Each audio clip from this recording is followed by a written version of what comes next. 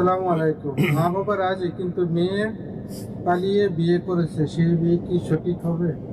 মা বাবা রাজি মানে বা নারাজ? মা বাবা রাজি আছে বিয়েতে, তারপরও বিয়েতে রাজি, তার পালাবার কি দরকার? হ্যাঁ, আসলে মা বাবা যেখানে রাজি আছে, যে ঠিক আছে তুমি যেখানে বিয়ে পছন্দ করছো ওখানেই বিয়ে দেবো, আর এটা হওয়া উচিত। কারণ মেয়ের মতের বাইরে বিয়ে দেওয়া ঠিক নাকি?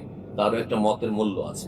তবে নেতৃত্ব বাবার হইতে হবে, অলির হইতে হবে। নেতৃত্ববিহীন কোনো কাজ চলবে না। কারণ মেয়েরা আবেগী, একটু তো ভুলে গেছে আর গিয়ে ফেঁসে গেছে মদ খোরের সঙ্গে, বোঝা গেছে না? কোন কাফের হিন্দুর সাথে ফেঁসে গেছে, হতে পারে না?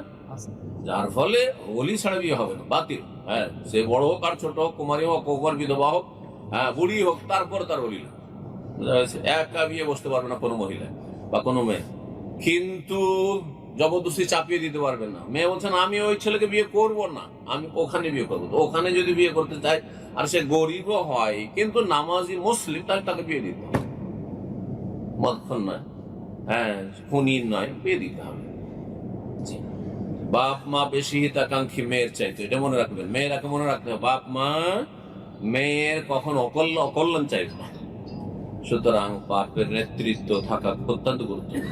আসসালামু আলাইকুম শাহেখ, মেয়েটির সাথে বিয়ে, যে মেয়েটির সাথে বিয়ে হয়েছে সেই মেয়েটি যদি অভিভাবকের অনুমতি না থাকে, এই বিয়ের ক্ষেত্রে কি করণীয়?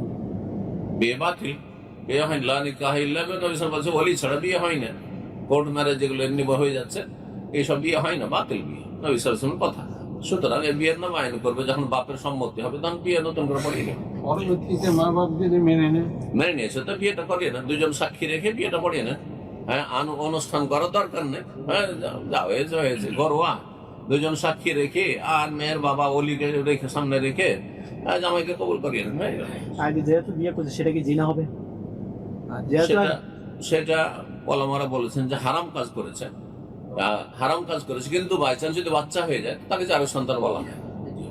হারাম কাজ জেনারই কাজ হয়েছে, কিন্তু কথা হচ্ছে যে এটা যারো সন্তান এই জন্য বলা যাবে না যে এটি ফিকহের একটা পরিবেশ অতি শোভা, সংশয়ের সহবাস হয়েছে। ও ভাবছে যে আমার বিয়েটা হয়ে গেছে, কিন্তু আসলে হয়নি। আর একজন সরাসরি ব্যভিচার করছে, দুটোতে পার্থক্য আছে। এই লোক বিয়ে করেছে, মনে করছে বিয়েটা আমার শুদ্ধ, কিন্তু বিয়ে শুদ্ধ হয়নি। আর এক লোক ব্যভিচার করছে, দুটোতে পার্থক্য আছে। বিশ্বাসের দিক